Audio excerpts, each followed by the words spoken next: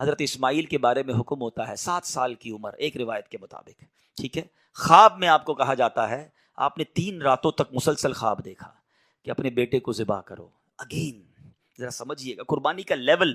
99 years کی دعا کے بعد بیٹا ملا ہے.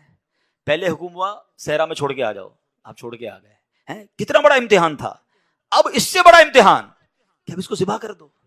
اچھا اب یہ بھی جنہیں آج آپ کو بہت خوبصورت بات سننے کو ملے گی کہ آپ کو جب 8 ذوالحجہ کی آپ نے خواب دیکھا نا تو آپ کنفیوز رہے کہ شیطان کی طرف سے یا اللہ کی طرف سے خواب ہے. تو یہ جو سوچ بچار ہے نا، سوچ بچار کو کہتے ہیں ترویہ. تو جو 8 ذوالحجہ کا دن ہے اس کو یوم الترویہ کہا جاتا ہے. اس کی وجہ یہ ہے ایک بار پھر خواب آیا تو آپ نے یقین کر لیا کہ یہ اللہ کی طرف سے حکم ہے. تو اس لیے 9 ذوالحجہ کو کیا کہا جاتا ہے؟ یوم عرفہ. عرفات کہتے ہیں پہچان کا دن. آپ کو یقین ہو گیا کہ یہ خواب اللہ کی طرف سے ہے. اور 10 ذوالحجہ کو آپ ذبح کرنے کو چلے تو یوم النحر کہا جاتا ہے، ذبح کا دن. یہ ایکچولی یوم ترویہ، یوم عرفہ اور یوم النحر یہ حضرت ابراہیم کی کیفیات تھیں. اچھا اب آپ نے کمال یہ کیا کہ جب آپ کو یقین ہو گیا نا، آپ نے اپنے بیٹے سے بھی پوچھ لیا کہ بیٹا مجھے اس طرح خواب آیا ہے، تم کیا کہتے ہو؟ 7 سال کا بیٹا ہے، ایک روایت کے مطابق ان کی 10 سال عمر ہے.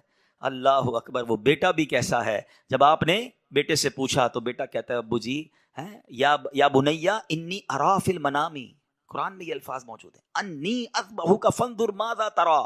اے میرے بیٹے میں نے خواب میں دیکھا کہ میں تجھے ذبح کر رہا ہوں، تیری کیا رائے ہے؟ ہائے ہائے. بیٹا کیا کہتا ہے؟ یا ابت افعل ما تؤمر. اے والد صاحب کیجئے جس بات کا آپ کو حکم دیا جا رہا ہے. ستجدونی انشاء اللہ من الصابرین. خدا نے چاہا تو قریب ہے آپ مجھے صابر پائیں گے، صبر والا پائیں گے.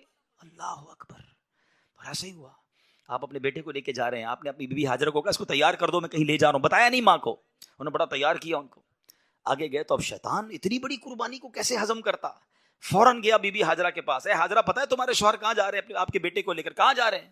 کہا ذبح کرنے جا رہے ہیں. کہا نہیں وہ تو کسی سے ملانے لے جا رہے ہیں، تیار کر کے لے گئے. کہ نہیں وہ ذبح کرنے جا رہے ہیں. کہ باپ بھی بیٹے کو ذبح کرتا ہے؟ بی بی حاجرہ کہتی ہیں. اب شیطان کہتا ہے کہ ہاں اس لیے کر رہے ہیں کہ اللہ کا حکم ہے. کہا اللہ کا حکم ہے؟ پھر ٹھیک ہے میں راضی ہوں. ہائے ہائے ہائے. رب کا حکم ہے نا. کیسی ماں تھی، کہتی پھر میں راضی ہوں. شیطان کا ادھر بس چلا نہیں، حضرت اسماعیل کے پاس پہنچ گئے. کہا اے بیٹے تمہیں پتا تمہارے ابو کہاں لے جا رہے ہیں؟ کہا ابو کہیں لے جا رہے ہیں مجھے. کہ تمہیں ذبح کرنے لے جا رہے ہیں. کہا کوئی باپ بھی بیٹے کو ذبح کرتا ہے؟ کہا ہاں اللہ کا حکم ہے. کہا اللہ کا حکم ہے پھر میں بھی راضی ہوں. سبحان اللہ. اب جب حضرت اسماعیل نے حضرت ابراہیم کو پتہ کیا کہا کہ والد صاحب اب آپ ذبح کرنے لگے نا، 2-3 میری گزارشات ہیں، ذرا مجھے اچھے طریقے سے باندھ دیجیے گا. کہ ایسا نہ ہو کہ جب مجھے آپ ذبح کریں تو میں زیادہ تڑپوں تو میرے خون کے چھینٹے آپ کے کپڑوں پر گریں گے تو آپ کے کپڑے خراب ہو جائیں گے. چھری کو ذرا تیز کر لیجیے گا تاکہ مجھے تکلیف کم ہو. مجھے الٹا لٹا کے ذبح کیجیے گا تاکہ آپ میرا چہرہ نہیں دیکھ سکیں گے. اور ہاں یہ جو میرا کرتا ہے نا میری ماں کو دے دیجیے گا تاکہ اس کو بیچاری کو تسلی ہو جائے. کیا دنیا نے ایسی قربانی دیکھی ہے؟ اب سنو حضرت ابراہیم نے بالکل ویسا ہی کیا. آپ کو باندھ بھی دیا، آپ کو لٹا بھی دیا اور آپ نے چھری چلا بھی دی.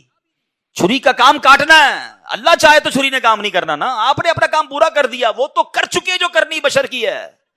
مگر پھر کیا ہوا؟ سبحان اللہ. یہ امتحان ختم ہوا اور اب آسمان سے آواز آئی. حضرت ابراہیم بالکل اوپر بیٹھے ہیں اور چھری چلا رہے ہیں تو اوپر سے آواز آئی سبحان اللہ، اللہ اکبر اللہ اکبر.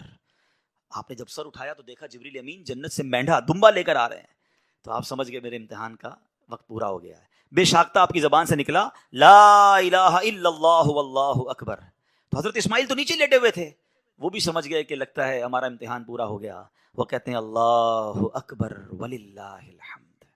یہ جو عید والے دن تسبیح پڑھتے ہیں نا، کیا یونیک تسبیح ہے، کیا یونیک تکبیر ہے. کن 3 شخصیتوں کی زبان سے نکلا ہے؟ پہلا پارٹ حضرت جبریل کی آواز میں is the middle part of that تکبیر حضرت ابراہیم نے ادا کیا ہے، اور آخری حصہ ہے حضرت اسماعیل کی زبانی. ذرا سوچو تو صحیح کیسا منظر ہوگا. ذرا مل کے تکبیر پڑھیں اور اس منظر کو یاد کریں. اللہ اکبر اللہ اکبر لا الہ الا اللہ واللہ اکبر اللہ اکبر وللہ الحمد.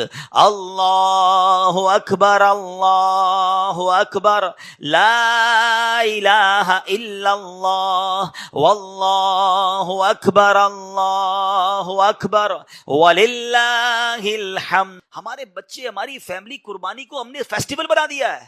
ہیں گائے آ رہے ہیں، بکرے آ رہے ہیں، انجوائے ہو رہا ہے، گھوم آ رہے ہیں، پھر آ رہے ہیں، پھر باربیکیو پارٹیاں. کبھی تو یاد کرو یار کیا ہوا تھا، یہ کیوں کر رہے ہیں قربانی، یہ کیسی قربانی کی داستان ہے. کب بتائیں گے ہم، کب اس کو سوچے تو صحیح. ہمیں خدا کی قسم ایک بار کہ ان کو ہمیں زندگی میں اگر ہمیں بھی یہ کہہ دیا جائے کہ چلو ہر سال نہیں، زندگی میں ایک بار آپ بھی اپنا ایک بچہ ذبح کرو، کیا حال ہوگا. کتنی بڑی آسانی، بکرے کاٹو، گائے کاٹو، خود ہی کھاؤ، انجوائے کرو. شریعت نے کتنا آسانی کر دی ہم پر، لیکن اس قربانی کو تو یاد کریں نا. اور پھر اس سے سیکھنے کو کیا ملا کہ یہ وہ لوگ تھے کہ جن کی ان واقعات کو پڑھ کر کبھی تو احساس ہو یار کہ کبھی مال کی قربانی دینی پڑے تو میں حاضر، کبھی وقت کی قربانی دینی پڑے تو میں حاضر، کبھی اپنی خواہشات کی، اپنی ڈیزائرز کی قربانی دینی پڑے تو میں اللہ کے لیے دوں گا. اور اللہ وہ دن لائے جب جان کی قربانی دینی پڑے، تم بھی پیچھے نہ ہٹے کہ یا اللہ جان بھی تیری ہے، تو نہیں تو دی نا جان، اے اللہ میں راضی. اللہ وہ جذبہ عطا فرما.